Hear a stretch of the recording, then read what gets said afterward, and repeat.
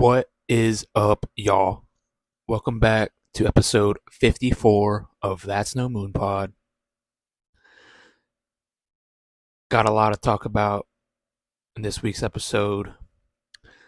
Definitely got to talk about last week's episode of Loki and where I think it might lead us into going into episodes 5 and 6, closing it out. I think I think they've done a really good job with this show, not only giving us some actual real good writing and just overall performances in a Marvel show. Uh, this one seems like it's been the most consistent series out of all the Disney Plus shows so far. And after last week's, with the whole cliffhanger and everything that went down, I don't know what they're gonna do, if they're gonna try to tie it in somehow with any upcoming movies. But last week's Loki, I thought did a real good job just keeping us invested, and it felt like the tensions were high throughout the whole episode. Um,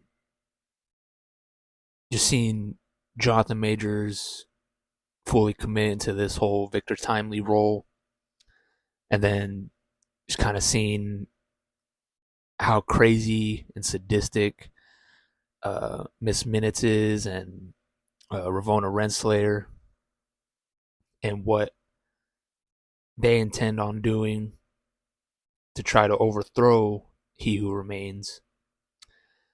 Uh, and the whole time throughout this episode, uh, you feel like Victor is innocent, that he's trying to help, and he wants to. Obviously, him and OB being BFFs, uh, pretty much the same person when it comes to the whole knowledge of the TVA and how it works. Um, but the whole time, I still felt, because we all know who Victor Timely is and all these different versions of him out there and all the chaos that he creates. I was just waiting for, is Victor, going to turn on them and kind of help his grand scheme out by getting Loki and Mobius and all these characters in the show to try to save the TVA, when in reality he has a bigger plan. Uh, so that was going through my mind the entire time. Uh, Seeing Loki kind of really have another character arc to where he's not how he used to be, at least in this timeline. He wants to do the right thing. He cares about the people around him. Uh, and when he sees someone that might be doing something that's out of pocket, aka Sylvie, he's gonna step in and try to be the bigger person in this, which is a cool way for Loki to just again have this other layer added onto him as a character. I liked how OB kind of called out Sylvie a little bit with the whole, this is the reason why this is happening is because you killed He Who Remains, but she's still playing that whole, I don't care. She's all pissed off still because of this and that, and Loki's trying to calm her down. She really goes into Mobius a little bit in that one scene, talking about how he's probably never even looked if he's had a happy life somewhere on a different timeline, or the dude just wanted to get some key lime pie to think it over and she wasn't having it. Uh, so I think we're gonna get some more Mobius and hopefully kind of see a different side of him, probably living his life on a jet ski somewhere. Um, I think that's coming for sure. But I don't know what it is about the show so far with Sylvie. They're just not making her a character that I think anyone honestly really cares too much about, at least in this season, because again, the whole time she's pissed off. She'd rather just be working at McDonald's,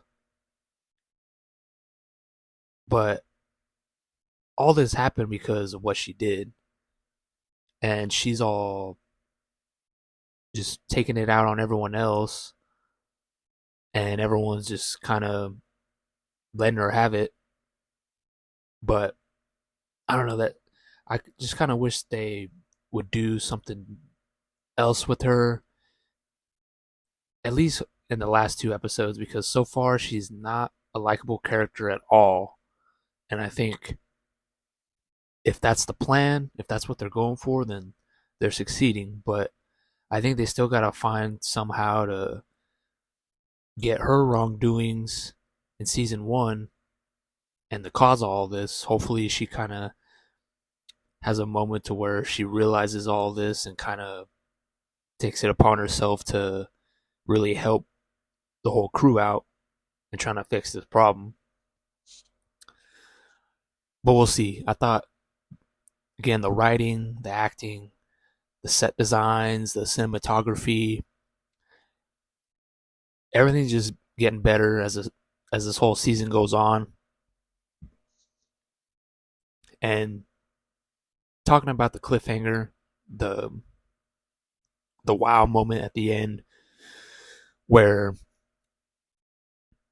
Victor Timely he chooses himself to go out there and do what Mobius did out there and try to get the loom attached to the whatever so that way the timelines aren't branching off and exploding. And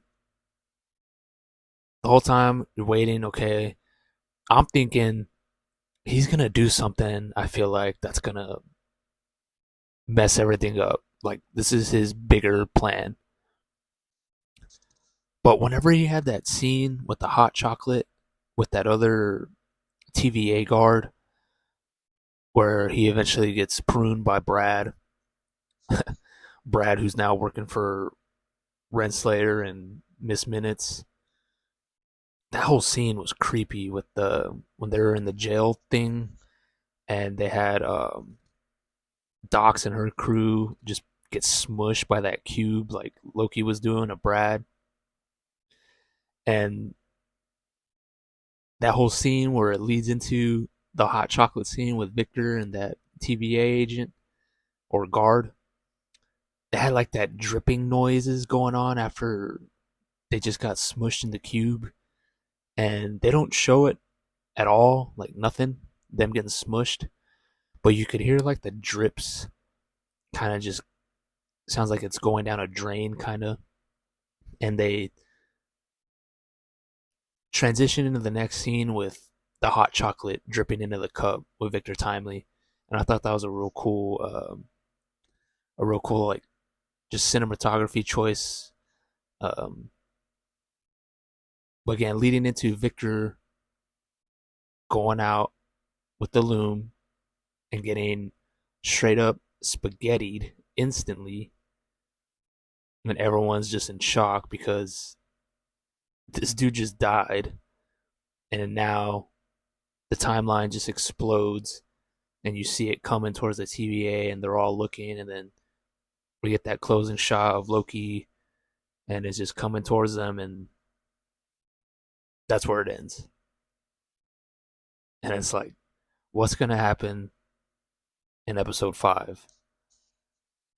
There's been a lot of rumors going around about the Marvels, the movie and the reshoots. I won't go into necessarily the leaks that came out, but there's supposed to be some end credit scenes at the end of the Marvels. And some people are thinking that they could do something in Loki that could tie it into either the Marvels or any other type of future projects coming out soon. Um, but that I guess we'll just have to wait and see. Um, one last thing that made me laugh in this episode. There was a lot of funny moments like that, or just funny moments overall in the show. But the one that cracked me up was when Mobius and everyone they all go to the room where Victor Timely walks out, and they're just looking at the whole loom and the timeline exploding. And Mobius he walks out and he's like, "Yeah, that sounds like something you'd want to hear from farther away." And just the way Owen Wilson and his timing and his voice, he's killing it. He's easily my favorite character in the show just because of how Owen Wilson's playing him, and you can just tell he's having a blast with the role. Um, they better not do my guy dirty though. Uh, but yeah, I can't wait for the next episode. Another thing I really wanted to talk about, um, South Park came out with a new episode recently, and they had a segment in the show where they were pretty much clowning on Disney and specifically Kathleen Kennedy for always making the same type of movie, same structure, kind of having a political agenda that they always have to meet in every movie, just over like stuff like that, right? And of course, it blows up and everyone's talking about it. Um, but basically, the scene is Kathleen Kennedy is at Disney Studios, and there's this like rock or some kind of crystal, like a looks like a time stone kind of, and what it does is gives you the power to keep making the same type of movie over and over. And she basically uses this stone that's locked up in a Disney vault somewhere, and she goes crazy using it because she keeps making the same mistakes over and over because the stone is making her do that, and it's taking control. Um, and there's like a sit down with her and Kenny, and he's pretty much like, well, that's probably why all the new Disney movies suck now. And I thought the whole bit was real funny. Uh, it's funny that people obviously take it the wrong way, this and that. There's a lot of people that have strong opinions on not just Disney's, but the movie industry, this entertainment industry overall, having to, put specific political views or non-political views in projects because they're forced to because of society and what they think people would want to see. Um, so I thought it was just funny that South Park again takes another jab at real life people and real life situations that people talk about constantly online. I'm not going to get into what I think is being said in that skit. I'm not going to get into necessarily what I believe in, this and that, but I think what it did was just kind of show that it's not just, trolls on comments that say bad things about Disney and Kathleen Kennedy. It's the creators of South Park, they see it as well. They see that Lucasfilm, Kathleen Kennedy have not been running the helm for George Lucas and his world that he created. They're just kind of doing the worst job possible by constantly dropping these creators, signing these projects, and then dumping them off, announcing this and that, and then it ends up falling through. And it's just been a cycle that has been going on since the beginning with Kathleen Kennedy and her regime. And for South Park to come out and kind of clown her like that, I thought it was real funny. Gina Carano, if you remember Gina Carano from Mandalorian, who later got fired because of some of her um, tweets and posts on social media, she actually quote tweeted that whole segment of South Park and really went into Kathleen Kennedy. I had the tweet. I know I liked the tweet because um, Star Wars Theory, I think, replied to it as well, and they kind of had a little back and forth because Star Wars Theory is a big Gina Carano supporter. This is what she said. I have a tweet right here. It's a long one, but um, Gina Carano tweeted, "This is the part where KK demands any YouTubers get censored off of YouTube for sharing and laughing at this hilarious episode. She'll have YouTube disable the thumbs down option because of the ratio she'll receive. Then she'll have her publicist Ghouls make sure Variety and Hollywood Reporter run hit pieces about the South Park creators and their families, smearing their names through every useful idiot she has under her thumb who would sell their soul to work for Lucasfilm.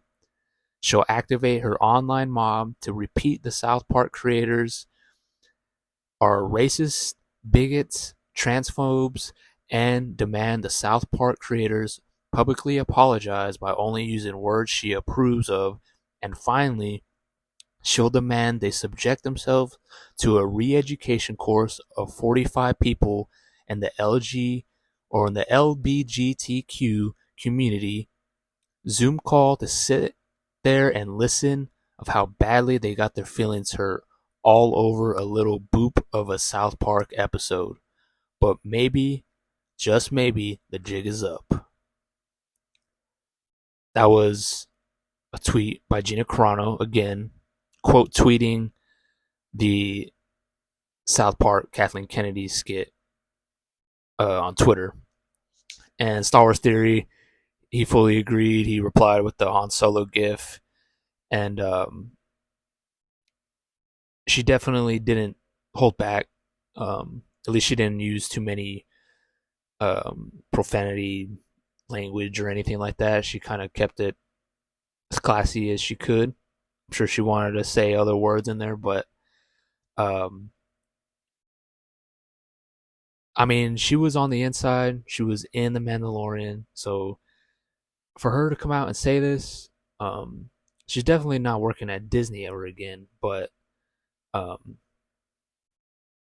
for her to come out and just say all that um, says a lot, I think, because again, she was in the Mandalorian. She's was on the inside and probably knows a thing or two of what exactly goes on in Lucasfilm at Disney.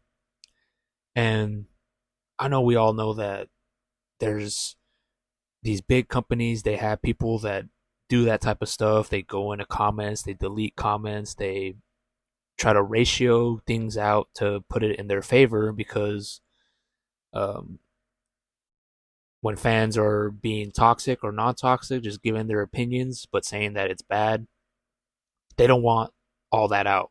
They want to try to clean that up as much as possible. We saw that a lot with the Lord of the Rings Amazon TV show, where that's pretty much what was going on. People clowning on the show in the comments, and a lot of reviews, and just overall things being said about the show being bad.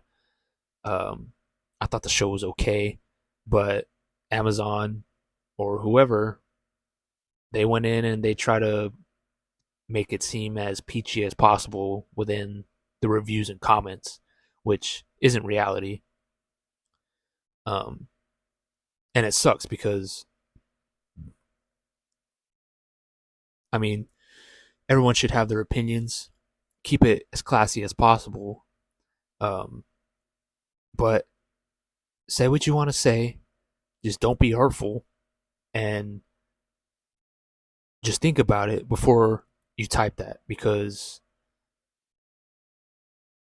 I think there's so many people on YouTube and the internet to where it's almost kind of like a bit at this point, to where they see some comments about their show or their YouTube video, whatever, their posts, and they'll make it onto the next episode to where they call out the specific comment, or they'll talk about it and why it bugged them or bothered them, and they'll be like, I can't stand it. I don't know why.